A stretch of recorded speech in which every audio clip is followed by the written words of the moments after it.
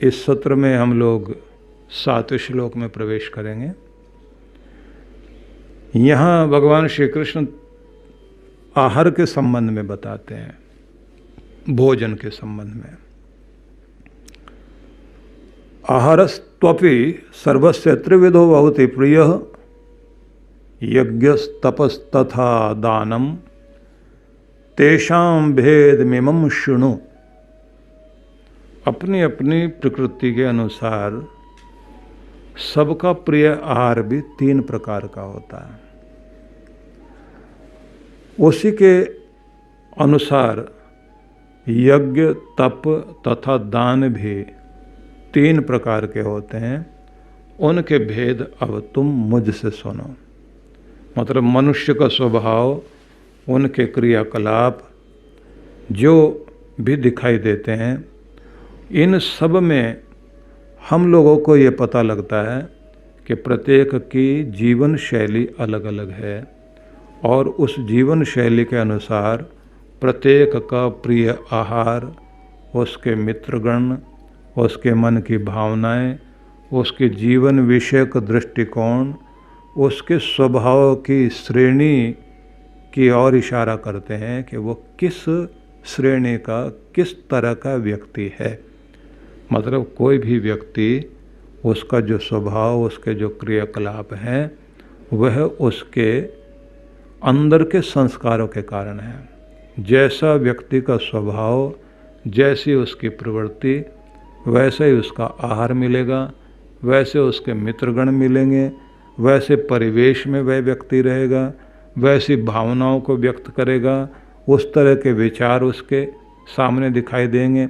तो ये सब इशारा करते हैं कि उसका व्यक्तित्व कैसा है। इसलिए उन्होंने आगे कहा कि संसार में प्रत्येक वस्तु त्रिविध है, 3 तरह की है। तो आहार भी अपने अपने लक्षणों और शरीर और मन पर डालने वाले प्रभावों के कारण राजसिक, तामसिक और सात्विक है।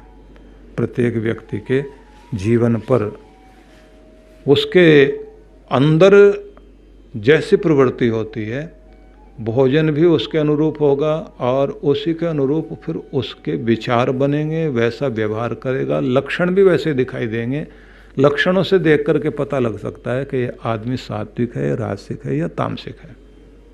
हर एक व्यक्ति का व्यक्तित्व अलग अलग तरह का होता है। तो 3 तरह के आहार, भोजन हैं और 3 तरह के ही यज्ञ, तप और दान भी हैं। तो इन सब को आप समझो कि ये सब प्रकृति के अनुसार है। प्रवृत्ति, प्रकृति, स्वभाव जो भी बन जाता है। तो कुछ लोग जो है तप करते समय घोर कष्ट अपने आप को देते हैं तो वो गलत करते हैं। लेकिन जो कृच्छ और चांद्रायण आदि व्रतों का अभ्यास शरीर को, इंद्रियों को क्षीण भले ही कर लें, लेकिन आंतरिक शक्ति को अपनी बढ़ा लेते हैं ध्यान के द्वारा, तो उनकी मुखाकृति ब्रह्म तेज से युक्त दिखाई देती है और उसका आलोक उन्हें दिव्य बना देता है। लेकिन सात्विक भावना से विधि अनुसार शास्त्र सम्मत तरीके से किया जाने वाला तप ही आपकी आत्मिक शक्ति को बढ़ाएगा। उसी के अनुरूप आहार भी होना चाहिए। तो इसलिए भगवान कृष्ण ने आगे फिर अगले श्लोक में इस भाव को स्पष्ट किया। तो इस श्लोक से तो हमने ये समझा कि आहार 3 तरह का होता है और प्रत्येक व्यक्ति को अपने अनुरूप, अपनी प्रकृति के अनुरूप ही प्रिय लगता है। किसी को कौन सा आहार पसंद आता है, किसी को कौन सा आता है। 3 ही तरह के यज्ञ और तप, दान होते हैं। उनके भेद अब तुम मुझसे जानो, यह भगवान कृष्ण कह रहे हैं।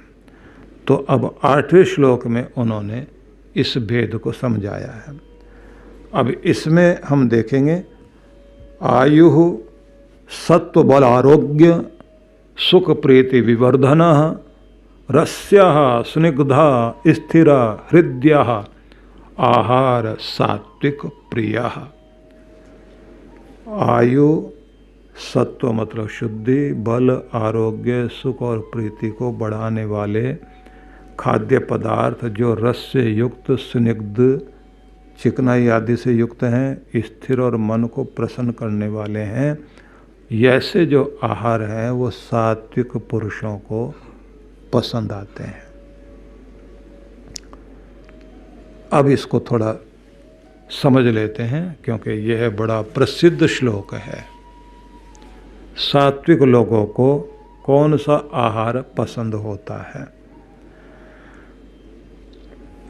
बताया गया है रस्यः, रसयुक्त जो है, स्निग्धः, चिकनाई से युक्त है, स्थिर, मन को जो प्रसन्नता देने वाला है, हृदय, जो हृदय को बहाने वाला है, और जो आयु को बढ़ाने वाला, स्वास्थ्य देने वाला, ऐसा जो भोजन है वो सात्विक लोगों को पसंद आता है। तो सात्विक लोग जो है ऐसे भोजन को पसंद करते हैं जो आयु बढ़ाए, जो आपको शुद्धि दे, बल को बढ़ाए, आरोग्य दे मतलब सेहत को बढ़ाए, स्वास्थ्य दे, सुख प्रीति विवर्धना, सुख बढ़ाए आपको और प्रेम भी बढ़ाए।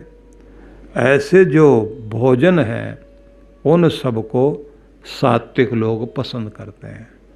अब वो सात्विक लोग जो पसंद करते हैं तो उसमें कुछ भोजन है जो रस युक्त हैं, कुछ भोजन हैं जो स्निग्ध हैं, चिकनाई से भरे हुए हैं। अब उसकी आप परिभाषा कर लीजिए।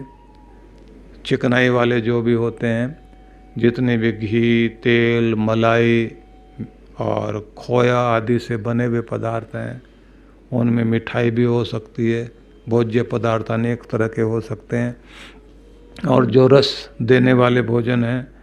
और फिर कुछ ऐसे होते हैं जिनसे मन जो है एकदम देखते ही प्रसन्न हो जाता है। कुछ भोजन ऐसे हैं जिनको देखते ही आपका हृदय बहुत खुश हो जाता है, मतलब दिल को जो पसंद आए, मन को जो प्रसन्नता दे, थोड़ा घी आदि भी जिसमें हो और रस युक्त भी हो, ऐसा जो भोजन है जो आयु को बढ़ाए, स्वास्थ्य को दे, सुख भी बढ़ाए, प्रेम को बढ़ाए, आयु जिससे बढ़े और शुद्धि भी मन की रहे, मतलब मन भ्रमित ना हो, तो ऐसा भोजन सात्विक लोगों को पसंद आता है। लेकिन नवम श्लोक में जाकर भगवान कृष्ण समझाते हैं कट्वमल लवणात्योष्ण तीक्ष्ण रुक्ष विदाहिनः आहारा राजश्रेष्ठः दुख शोक कामय प्रदाः। कड़वे, खट्टे, नमकीन, गर्म, तीखे और रुक्ष मतलब रूखे, विदाहीना मतलब दाहकारक आहार दुख शोक और रोगों को उत्पन्न करने वाले ऐसे आहार राजसिक प्रकृति के मनुष्यों को पसंद आते हैं, उनको प्रिय लगते हैं। तो यहाँ थोड़ा विच्छेद करके देखते हैं। कटु मतलब कड़वे, अम्ल खट्टे, लवण मतलब जो नमकीन है, और अत्युष्ण बहुत ही गर्म, तीक्ष्ण जो बहुत तीखे हैं, रुक्ष जो बहुत रूखे हैं, विदाहिने विदाहिन मतलब जो दाहकारक जो जलन पैदा कर दें अंदर, आहारा राजश्रेष्ठः जो राजसिक प्रवृत्ति के लोग होते हैं उनको इस तरह के भोजन पसंद आते हैं। लेकिन ऐसे भोजन क्या करते हैं, दुख शोक कामय प्रदः, ऐसे जो भोजन है वो दुख उत्पन्न करते हैं और इनसे फिर शोक मतलब आपको चिंता बढ़ती है, और ऐसे रोगों को उत्पन्न करने वाले जो भोजन हैं वह राजसिक लोगों को पसंद आते हैं। राजसिक मनुष्य अपनी जीभ को संतुष्ट करने के लिए नमक, मिर्च, तेल, लवंग, मसाले, खट्टे, अचार आदि और इस प्रकार के जो भी भोजन होते हैं उन सभी पदार्थों का सेवन करते हैं। तो उसमें तला भुना, चिकनाई से भरे, मिठाई से युक्त, नींबू, अचार, खट्टे, मीठे, कड़वे, तीखे, दाहकारक, मसाले से भरे हुए, ऐसे जितने भी आहार हैं उनको पसंद करते हैं वे लोग जो राजसिक लोग होते हैं। तो इसमें भगवान कृष्ण ने बहुत तरह के वर्णन किए हैं। एक तो तीखा, मसालेदार, जलन पैदा करने वाला भोजन, और फिर गर्म भी बहुत ज़्यादा। अत्युष्ण शब्द का प्रयोग उन्होंने किया, तीक्ष्ण शब्द का प्रयोग किया, रुक्ष शब्द का भी प्रयोग किया। रुक्ष का मतलब रूखे।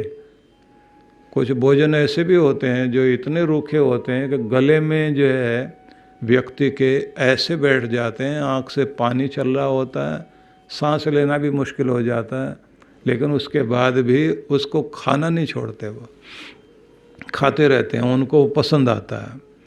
तो इस तरह का जो भोजन है तो उसको कृष्ण भगवान कहते हैं कि यह शरीर में रोग उत्पन्न करने वाला, दाहकारक है, जलन पैदा कर दे, एसिड को पैदा कर दे। तो पित्तवर्धक जो भी भोजन होते हैं ऐसे भोजन राजसिक लोगों को बहुत पसंद आते हैं। तो आपने देखा होगा कुछ लोग ऐसे होते हैं जो भोजन करते समय अपने भोजन में साथ साथ अचार, चटनी ये सब तो रखेंगे, साथ में पापड़ वगैरह जो है उसको तोड़ मरोड़ के, कुछ तो पापड़ ही पूरा रखते हैं, कुछ उसका चूरा बना के साथ में रखते हैं, और वो भी साथ साथ में जो भोजन के मुट्ठी भर भर के खाते जाते हैं। और उसके बाद में जो शरीर में कृष्ण भगवान कहते हैं ना, दुख शोक कामय प्रदाह, ये सब दुख और रोग उत्पन्न करने वाले पदार्थ हैं। मतलब जिससे पित्त बढ़ गया, व्यक्ति को एसिडिटी हो गई, लीवर हो गया, लीवर खराब हो गया, या फिर जो है अल्सर हो गए, शरीर के अंदर अल्सर की बीमारी हो गई, तो ये सारी चीज़ें उसके कारण होने लग जाती हैं। उसके बाद में व्यक्ति बहुत समय तक दुख मनाता है, चिंता करता है, लेकिन खाएगा वही, कितनी भी कोशिश हो जाएगा, वो कहेगा खाना छोड़ दूंगा, भोजन करना छोड़ दूंगा, मरना मंजूर है, लेकिन पसंद तो यही आएगा। अगर ढंग का भोजन भी ना खाए, मतलब अपनी पसंद का नहीं खाएं, तो फिर जी किस लिए रहे हम लोग, खाएंगे तो यही। अब उनकी पत्नी को भी यही लगता है कि अगर ये यही खाते हैं तो फिर यही बनाना पड़ेगा, तो बेचारी ला ला करके वही चीज़ सामने रखती है।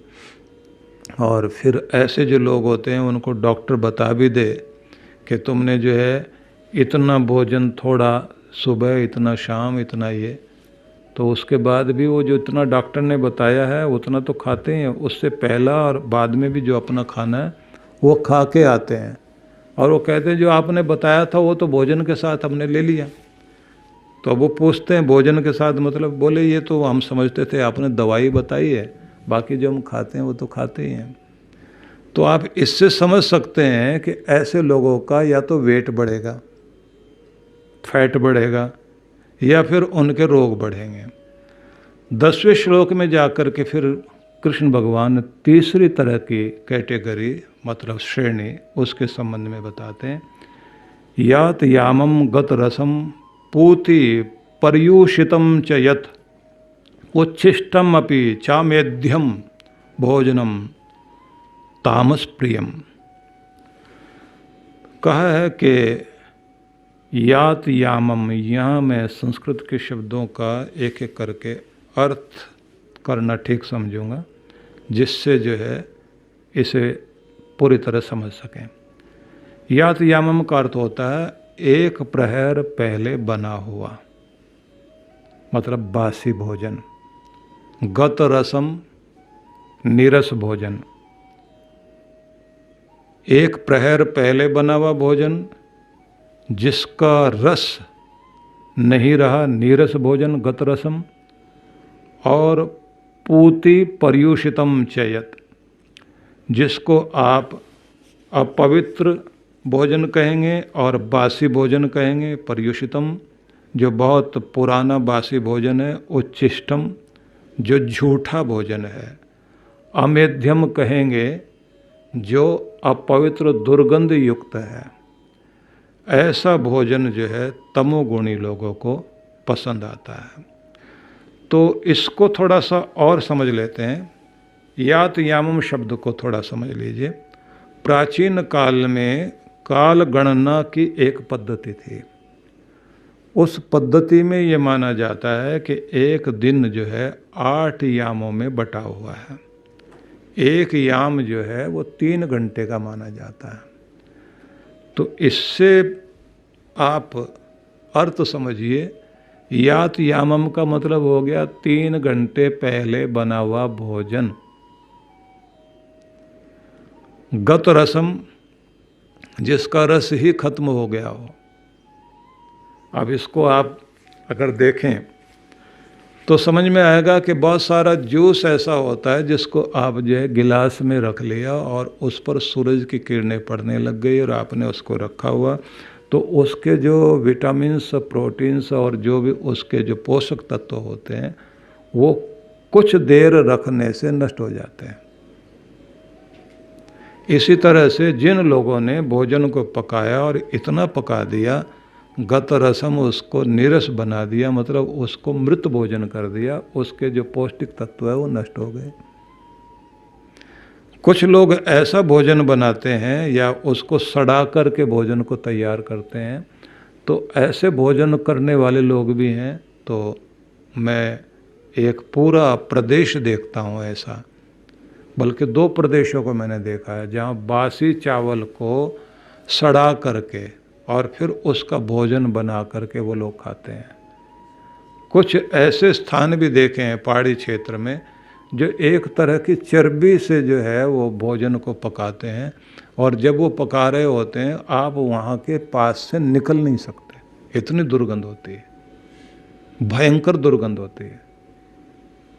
और वो लोग जो है जो उस भोजन को पसंद करते हैं, जिनको पसंद आता है, उनको जैसे वो सुगंध, मतलब वो जो दुर्गंध जिसे हम दुर्गंध बोलते हैं, वो जब आ रही होती है उनको अपनी तरह की गंध, उसको मैं सू और दू दोनों नहीं लगा रहा हूँ, वो गंध जैसे आने लग जाए, वो स्मेल जैसे आ रही होती है, वो अपना काम छोड़ के भागते हैं, बोले बहुत अच्छा भोजन पक रहा है आज तो।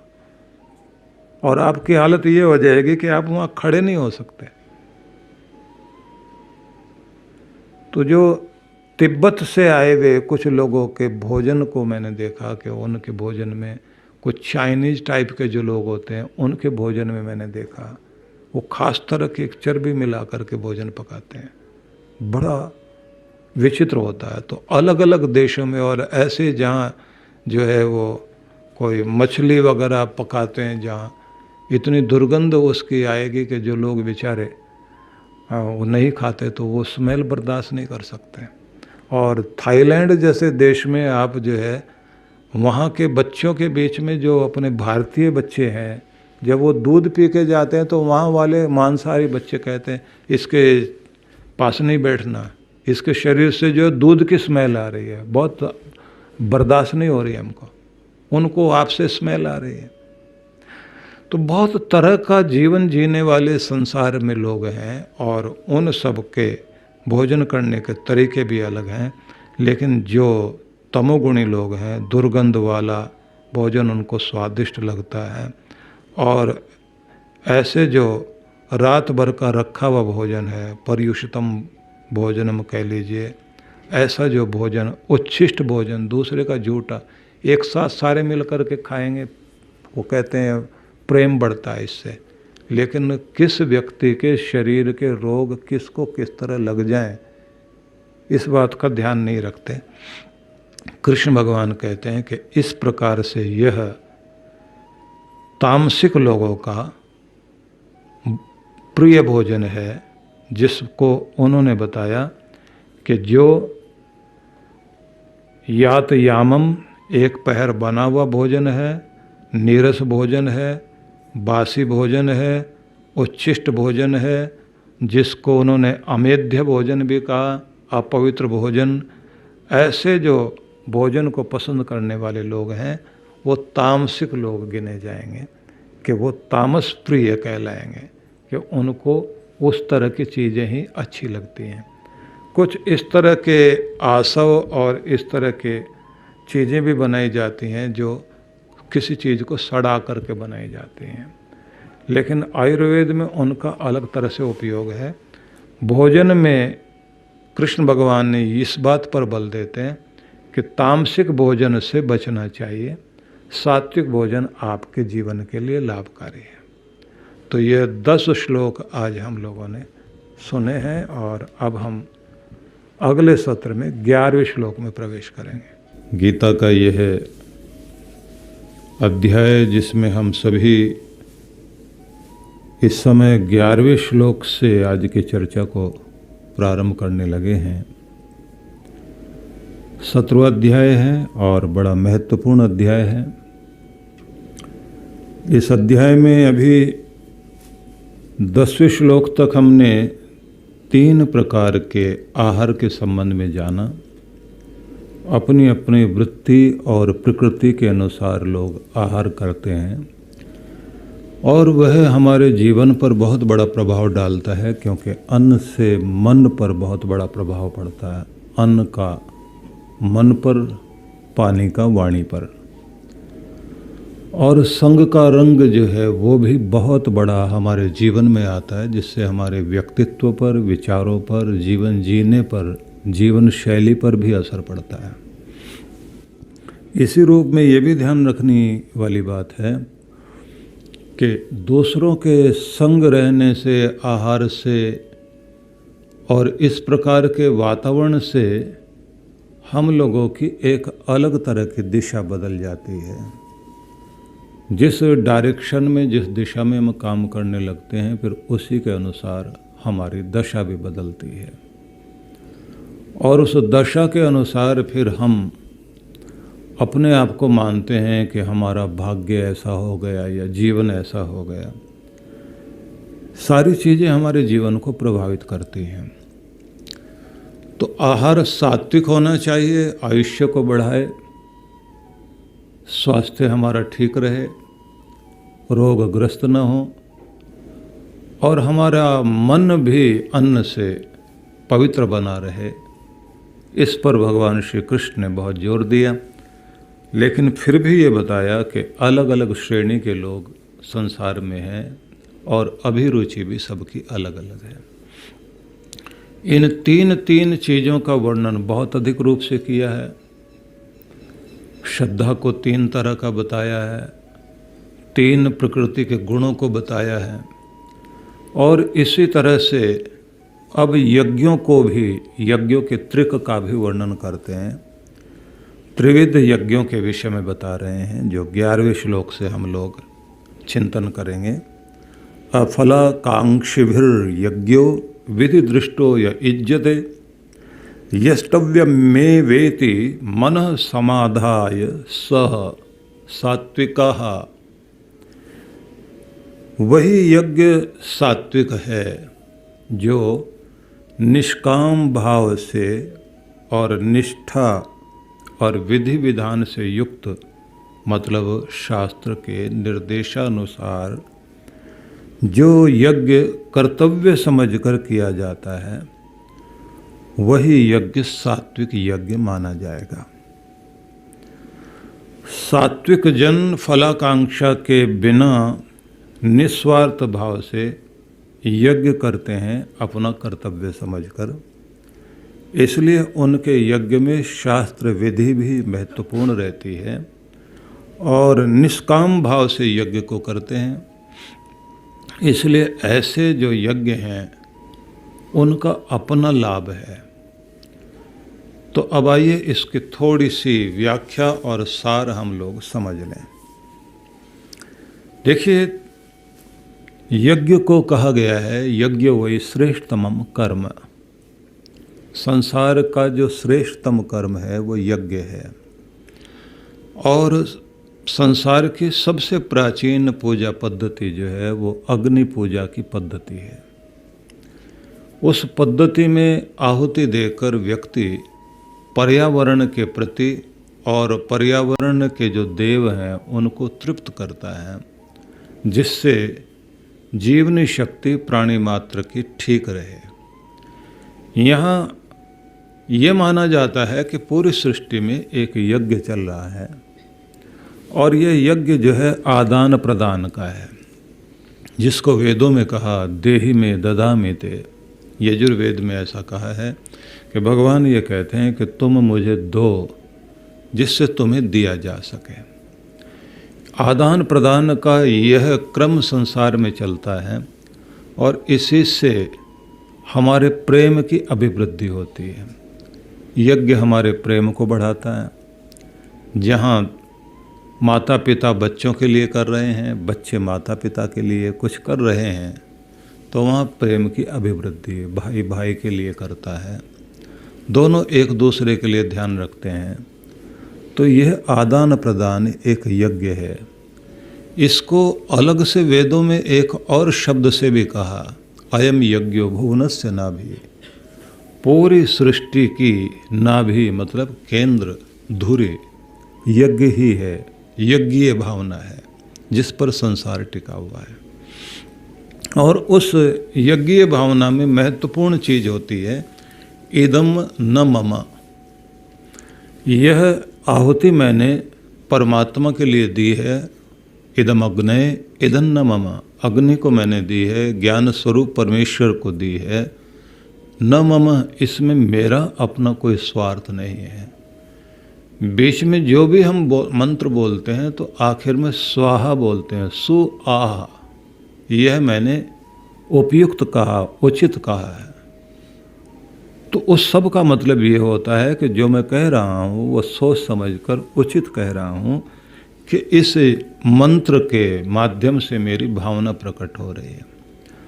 तो सार यह हुआ कि पूरे संसार में यज्ञ है, समुद्र दे रहा है और उसको सूर्य ऊपर की तरफ खींचता है और वो फिर बादलों को मिलता है।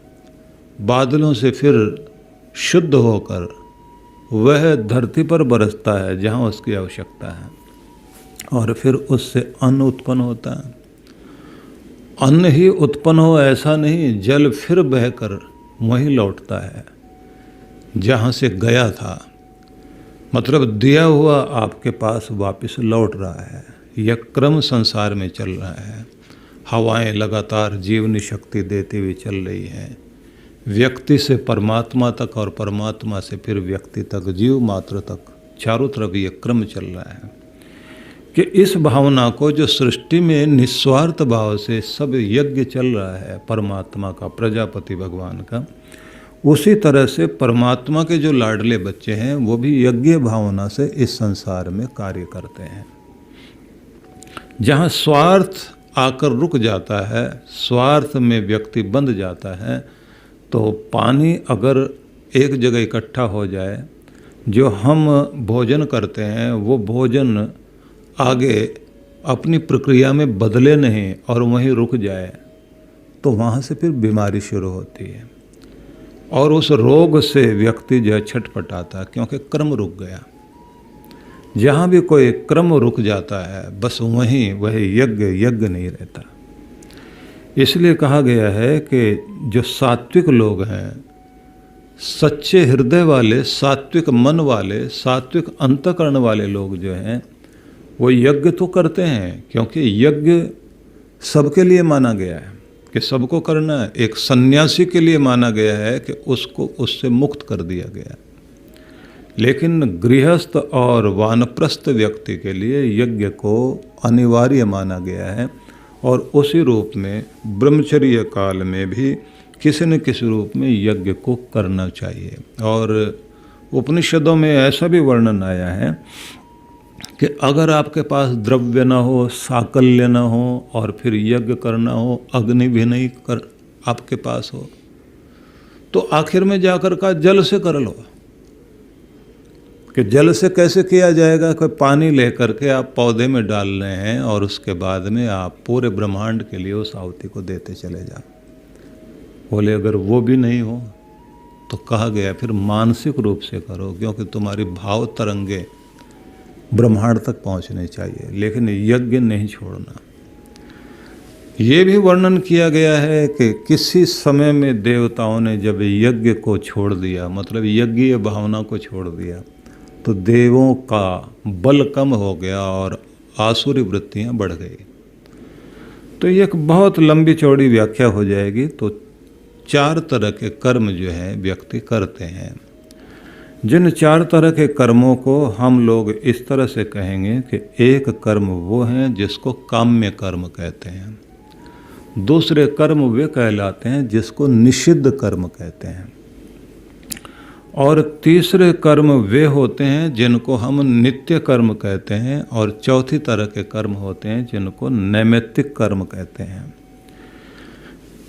अब काम्य कर्म जो प्रथम आता है तो वह कामना से प्रेरित होकर किया जाने वाला कर्म जो है वो काम्य कर्म कहलाता है। इसको दूसरे ढंग से कह लें, व्यक्तिगत लाभ लेने के लिए कोई कर्म किया जाए तो वो काम्य कर्म है।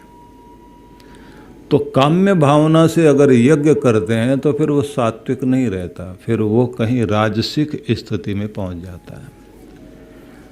तो कहा गया है कि ना तो काम्य भाव से न निषिद्ध भाव से, जो निषिद्ध कर्म बताए गए ये नहीं करना, ये नहीं करना, ये नहीं, जिनका निषेध है, ये 2 तो करने ही नहीं। फिर कौन से करने? एक तो नित्य कर्म जो आदमी को नित्य प्रति यज्ञ करना है वो भी जरूर कीजिए, और किसी के निमित्त भी करना चाहते हो तो आप किसी के कल्याण के लिए भी अवश्य करें।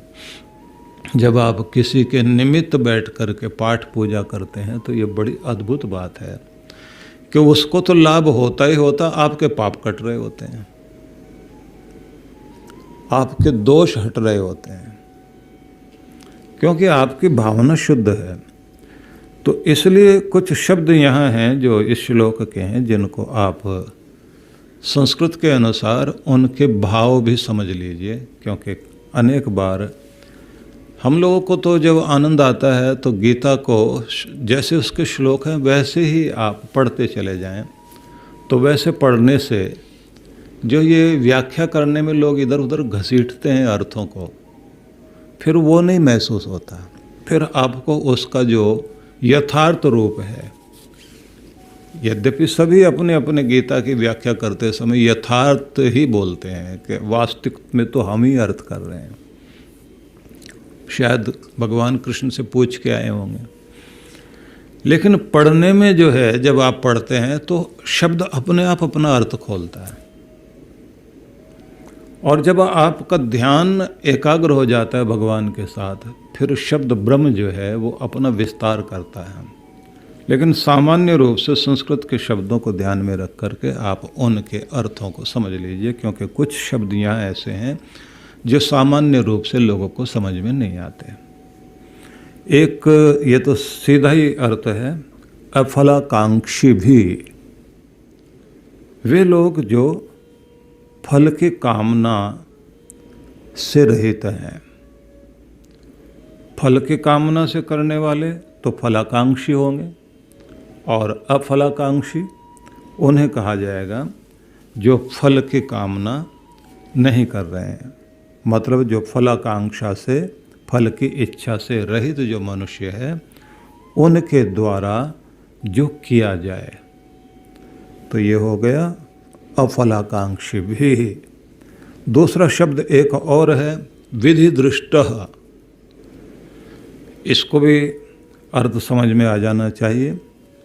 शास्त्रों के निर्देशानुसार जो किया जाए, उसके लिए शब्द आ गया विधि दृष्टः। एक और शब्द है यष्टव्यम। तो ये भी अनेक बार सीधा पढ़ते रहने में आदमी वहाँ वापस रुक करके खड़ा होता है और फिर विचारता है कि ये क्या है। तो यष्टव्यम का मतलब हो गया यज्ञ संपन्न होना चाहिए। और सामान्य रूप से एक और शब्द है जो समझ में आ ही जाता है, लेकिन जिनको नहीं आता तो वो फिर से समझ लें, मन समाधाय, मन को स्थिर करके। तो अर्थ ये हो गया, वही यज्ञ वास्तव में सात्विक यज्ञ है, जो अफलाकांक्षी भी, जो फल की कामना से रहित भावना वाले लोगों के द्वारा किया जाए, विधि दृष्ट है, और जो शास्त्र विधि विधान के अनुसार किया जाए। यष्टव्य में वेति मन समाधाय, जो मन को केंद्रित करके यज्ञ संपन्न किया जाता है, स सात्विक, ऐसा यज्ञ सात्विक यज्ञ कहलाएगा। तो भाव ये हुआ, क्योंकि भाव को समझना भी आवश्यक है कि किसी भी यज्ञ में फल की कामना से, प्रयोजन से, स्वार्थ भावना से जो व्यक्ति यज्ञ नहीं करता, स्वार्थ भावना नहीं, निष्काम भाव से यज्ञ करे और विधि विधान से, विधि दृष्ट विधि विधान से, शास्त्रों के नियम के अनुसार, विधियां जो लिखी हैं उसके अनुसार यह इज्जते जो यज्ञ करता है, मन समाधाय यष्टव्यम एव एति, और जो अपने मन को स्थिर करके, मतलब मन भी महत्वपूर्ण है, आपकी विधि भी ठीक है, शास्त्र के अनुसार कर रहे हैं, भावना भी बहुत अच्छी है, लेकिन मन टिका हुआ नहीं है, तो फिर आपका यज्ञ भी निष्फल है। तो यज्ञ को मन स्थिर करके किया जाना चाहिए। तो यहाँ ये हो गया कि यह मेरा कर्तव्य है, ऐसा भाव लेकर कर्म करें, यज्ञ करें। आसक्ति, अहम भाव, फलाकांक्षा, इससे रहित होकर और मन समाधाय, ईश्वर को समर्पित होकर, मन को भगवान में जोड़कर जो कर्म किया जाए वही यज्ञ है, और ऐसा यज्ञ सात्विक यज्ञ कहलाएगा। अब 12वें श्लोक में हम लोग चलते हैं। यहाँ राजसिक यज्ञ के विषय में बताया गया। अभिसंधाय तो फलम दंभार्थमपि चैवयत इज्जते भरत श्रेष्ठ तम यज्ञम विधि राजसम। ये तो सीधा सीधा ही है, तो इसमें केवल आप कहीं अटकेंगे तो अभिसंधाय में अटक सकते हैं। उसका अर्थ भी समझ लीजिए, अभिसंधाय का अर्थ हो गया इच्छा करके, और दंभार्थम तो आपको समझ में आता ही है, आडंबर से अभिमान वश जो किया जाता है वह दंभार्थ कहलाएगा। अब आइए अर्थ को पूरा सुन लें। भगवान श्री कृष्ण कह रहे हैं, हे अर्जुन, जो यज्ञ फल की कामना से या मिथ्या अभिमान वश किया जाता है उसे तुम राजसिक जानो। पुत्रेष्णा, लोकेष्णा, वित्तेष्णा, ये 3 एष्णाएं सबसे बड़ी मानी जाती हैं। व्यक्ति की महत्वाकांक्षाओं में एक तो होता मैं, मेरे बच्चे, मेरा परिवार, वो सबसे पहले है, बाकी दुनिया बाद में है। और मैं जी रहा हूँ तो अपने बच्चों के लिए जी रहा हूँ, अपने परिवार के लिए जी रहा हूँ, मेरा यज्ञ भी उसी के लिए, मेरे कर्म भी उसी के लिए, मेरी पूजा भी उसी के लिए। तो ये भावना लेकर जो लोग जीवन जीते हैं और वैसे यज्ञ करते हैं, तो यज्ञ हो गया राजसिक। दूसरी बड़ी भावना होती है व्यक्ति की वित्तेष्णा, मेरा फायदा होना चाहिए, धन दौलत बढ़नी चाहिए, जमीन जायदाद बढ़नी चाहिए, पद प्रतिष्ठा, मेरा चारों तरफ प्रभाव और वर्चस्व हो जाए, तो ये एक भावना होती है जिसको बोलते हैं वित्तेष्णा। इसी के लिए मैं यज्ञ करूंगा। यह बताइए कि कौन से तीर्थ में और कौन से मंदिर में और किस जगह जाकर के मनोकामना पूरी होती है, वहीं लोग लाइन लगाकर खड़े हुए हैं। और जो देवी देवता कभी होते भी नहीं थे, जिनका कभी नाम नहीं सुना, वो भी लोगों ने गढ़ लिए गए और वहाँ भी लोग लाइन लगाकर खड़े हैं। और उनके सामने बराबर में दूसरा मंदिर है जो प्राचीन काल से परंपरा से चला आ रहा है, वहाँ ध्यान नहीं है व्यक्ति का, बस लोगों ने प्रचार कर दिया कि यहाँ जो है कामना पूरी होती है, तो लोग वहाँ जाकर खड़े हो गए। ऐसे ऐसे मंदिर देखने को मिल रहे हैं। एक देखने को मिला था जहाँ एक कुतिया माता का भी मंदिर था, वो भी उत्तर प्रदेश में ही जो है, पूर्वी उत्तर प्रदेश में जो है, उस कुतिया माता ने कोई बड़ा कल्याण करा होगा किसी का, तो वहाँ भी आशीर्वाद लोग लेने के लिए जा रहे हैं। क्योंकि व्यक्ति को तो कोई एक बार बताए कि बस यहाँ कामना पूरी होती है, वो अपने वास्तविक देवी देवताओं को भी भूल जाएगा। तीसरी तरह की ऐषणा मानी जाती है लोकेषणा। लोकेषणा जो है वो मान सम्मान और लोक समाज में हमारा प्रभाव, हमारा वर्चस्व, हमारी कीर्ति रहे, इसके लिए लोग कार्य करते हैं। उसके लिए फिर ज़्यादातर आडंबर बहुत होते हैं। इतना बड़ा प्रदर्शन होगा, फिर लोगों को ये दिखाई देता है कि जैसे युधिष्ठिर महाराज के यज्ञ की कथा व्यास ऋषि ने लिखी, जिसका सार बताया कि ऋषि मुनि भी भोजन कर रहे हैं, राजा भोजन कर रहे हैं, बड़ा बड़ा यज्ञ हो रहा, बड़ी आहुतियाँ दी जा रही हैं, बड़ा विधि विधान है, और युधिष्ठिर का कार्य तो कोई गलत होता नहीं है, लेकिन फिर भी वो नेवला जो आया था उसका आधा शरीर ही सोने का हुआ और आधा नहीं हुआ। तो ये कथा बड़ी प्रचलित है। और जब युधिष्ठिर पूछते हैं कि तुम्हारा इस पवित्र स्थान में अपवित्र जीव का प्रवेश ठीक नहीं लग रहा है, लेकिन तुम्हारा शरीर देखकर दिखाई देता है कि आधा तो सोने का, आधा जो है वो तुम्हारा जैसे स्वाभाविक होता है वैसा है।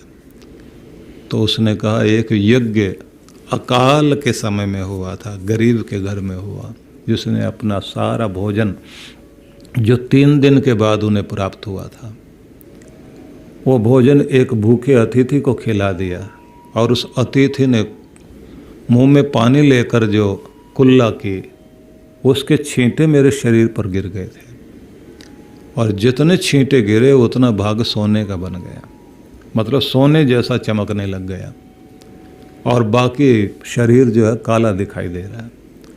तो वो यज्ञ हुआ था। उसके बाद मैं यज्ञ ढूंढता घूमता हूँ कि दुनिया में कहीं कोई ऐसा यज्ञ होता हो तो सोने जैसी काया मेरी हो जाए तो मैं अपने को धन्य मानूं। तो यज्ञ तो आपका भी बहुत बड़ा हुआ है, लेकिन वो बात नहीं है जो गरीब के यज्ञ में थी।